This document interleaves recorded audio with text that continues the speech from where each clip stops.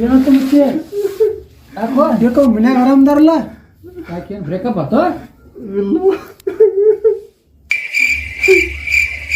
ಮಾಡಿ ನಿಮ್ಮ ಆಯಿನ ದವಾಖಾನೆ ಇಟ್ರಾಕೋ